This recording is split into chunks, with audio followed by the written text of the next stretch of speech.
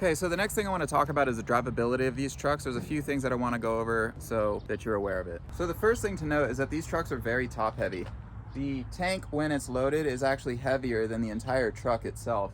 And the tank, as you can see, is really high up. Just keep that in mind when you're going around corners, that you want to go really slow.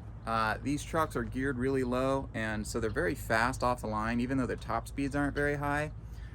So driving around in town can be actually pretty dangerous. Okay, so in my systems control video, I actually forgot to go over a few things. One thing I forgot to explain is that the lights, when you're driving, they actually have to be on. It's not much of an option because otherwise your turn signals won't work and your backup alarm won't work. The other thing about the turn signal switch is I forgot to mention where the wiper washers are. So if you remember, the horn is in the middle here. But the wiper washers is actually this whole sleeve pushes up and down like that. Now, when it comes to driving this truck, really it's pretty simple.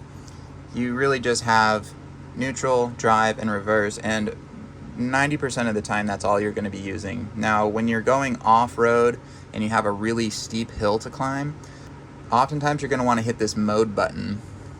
What the mode button does is it actually drops you down into a low gear for your first gear. So when you're when you don't have your mode in and you're just in your normal drive, you see how it has the 7? That means it'll go all the way up to 7th gear, but your first gear is almost actually like a second gear. So when you go into mode, you actually drop into your actual first gear, or like what would be considered a low range.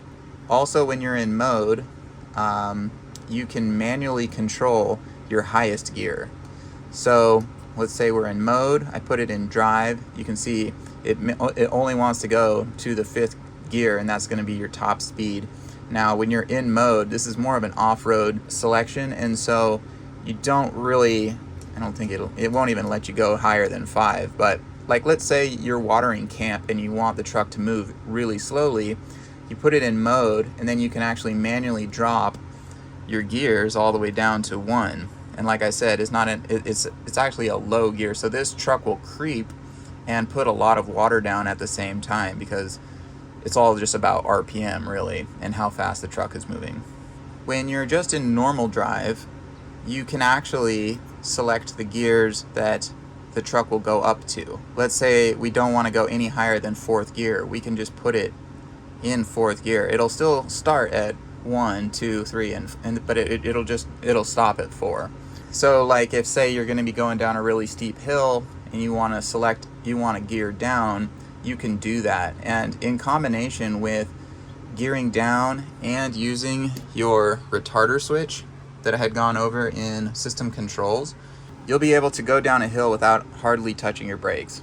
And so this transmission's pretty smart. It doesn't take long to get the hang of it once you start driving it around. Typically what I do is I just leave it in drive. It'll even downshift on its own when you're coming to a stop sign. You don't necessarily have to manually go through your gears. I really only use these gears if I'm pulling a really steep grade and I'm like loaded or something. Other than that, usually you just have to have it in the regular mode and in drive. Now, one thing this truck will do when you're going up a hill and you're loaded, or just going up a hill in general, if your foot is all the way to the floor, if your throttle is at 100%, it is always going to try to accelerate. So if you're climbing a hill, the truck is going to want to gear down so that it has the power to push you up the hill.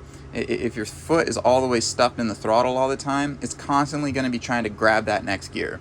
So anytime you're climbing a hill, you actually want to back your foot off to about 50 to 75%. And what that'll do is the engine will tell the transmission to gear down 1, and it'll just stay there. And so you'll still be climbing your hill slow, but you'll at least be climbing the hill. It seems kind of counterintuitive when you're climbing a hill to kind of back off the throttle a little bit, but once you start driving the trucks, you'll kind of see what I'm talking about.